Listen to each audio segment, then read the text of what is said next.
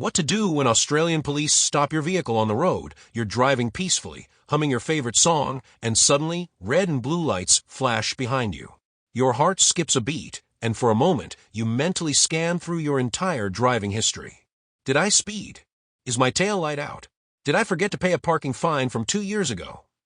Don't worry, mate. Let's go through what happens when Australian police stop your vehicle, and how to handle it like a pro. Why do Australian police stop vehicles? Before you assume the worst, remember that police don't always stop you because you did something wrong. There are plenty of reasons why they might pull you over. Random breath tests. They just want to see if you've been sipping on something stronger than orange juice.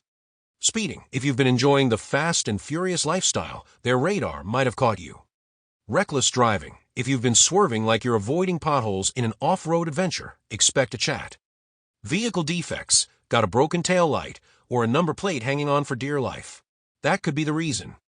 Unregistered or suspended license. Their system can detect expired registrations in seconds, even before they pull you over. Wanted for a crime. Hopefully this isn't you. But if you match a description, they might just be checking. How do the police stop a vehicle? The process is straightforward. You'll see flashing red and blue lights behind you, often accompanied by a quick siren blast. If it's nighttime, they might shine a bright spotlight to ensure they see your vehicle details clearly. If you're a movie fan, don't expect them to come screaming down the road, block your path with 5 police cars, and yell "freeze" with guns drawn. This is Australia, not Hollywood. They're usually polite and professional, unless you give them a reason not to be. How should you stop and behave? The golden rule: stay calm, be respectful, and follow instructions. 1. Find a safe spot. Don't just slam the brakes in the middle of the road. Indicate, slow down, and pull over safely. 2. Turn off the engine. This signals to the officer that you're not planning an impromptu car chase. 3. Hands on the steering wheel, especially at night. This helps them see that you're not reaching for anything suspicious. 4. Roll down your window. No need to open the door unless asked. They don't want to see your door dramatically swinging open like you're in a gangster movie. 5. Stay polite. A simple "good evening, officer" is way better than "what did I do?" with an attitude. 6. Follow instructions. If they ask for your license, provide it. If they ask you to step out, do so calmly. What do they ask you? Once you stop, expect some questions. Here are the usual suspects. Do you know why I pulled you over? A classic. If you know, be honest. If not, let them explain. Where are you coming from and heading to? Standard question, so don't panic like you're in a crime thriller. Have you had anything to drink? They might ask this even if you've just had a bottle of water. Can I see your license and registration? Always have these ready. Fishing through a messy glove box for 5 minutes isn't a good look. What kind of tests can they do? If they suspect anything, they might ask you to take some tests. 1. Random breath test. You'll be asked to blow into a breathalyzer. If you haven't been drinking, you're clear. If you have, well, good luck explaining. 2. Drug test. Similar to the breath test, but this one checks for substances. Don't expect to argue. I had a poppy seed bagel, officer. They've heard it all.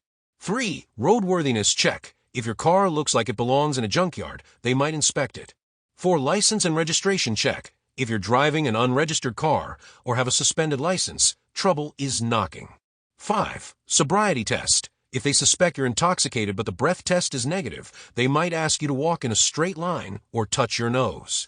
Can they fine you on the spot? Absolutely. If you've been caught speeding using your phone or driving unregistered, expect a fine right there. They usually print it out or send it electronically. And yes, they have portable FPOS machines, so no excuses like "I don't have cash." If the offense is serious, they can suspend your license on the spot and impound your car. At that point, calling an Uber might be your best option. What if you don't follow their signals? Big mistake, mate. If you ignore the flashing lights and keep driving, things get serious. 1. They will chase you. This isn't a game of catch me if you can. They'll call for backup, and suddenly, you'll have more police cars than a Hollywood action scene. 2. License suspension. Evading police is a criminal offense. Even if you didn't see them, expect serious consequences. 3. Hefty fines and jail time. If they consider it a deliberate act, you could be looking at fines in the thousands or even jail time. Moral of the story? Just pull over. Funny situations that have happened during traffic stops. The "I'm a YouTuber" defense. Someone once told the police, I was speeding because I was filming a YouTube video on how not to speed. The officer wasn't impressed.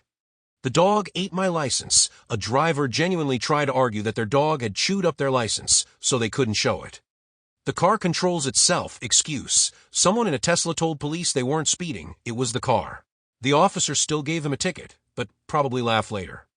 Though I was testing the brakes excuse, one driver was caught swerving and claimed they were testing their brakes for safety.